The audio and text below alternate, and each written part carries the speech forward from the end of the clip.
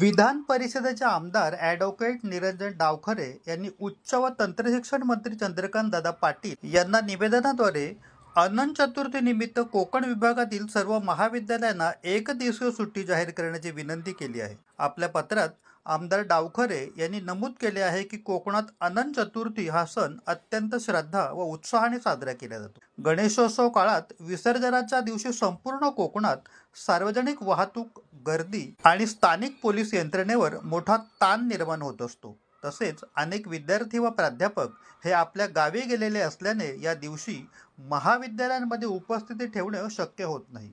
त्या अनुषंगाने कोकण विभागातील ठाणे, पालघर, रायगड, रत्नागिरी, सिंधुदुर्ग इत्यादी जिल्ह्यातील सर्व महाविद्यालयांना अनंत चतुर्थी निमित्त एक दिवसीय सुट्टी जाहीर करण्यात यावी अशी मागणी आमदार डावखरे यांनी केली आहे। मुख्यमंत्री देवेंद्र फडणवीस यांनी गणेशोत्सवाला राज्य महोत्सवाचा दर्जा दिला।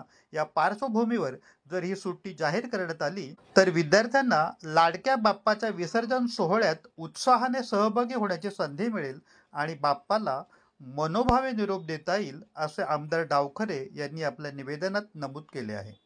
अल्पावधीतच लोकप्रिय झालेला भारताचा बुलंद आवाज आपला Bharat channel subscribe, share, like आणि कमेंट्स करायला विसरू नका।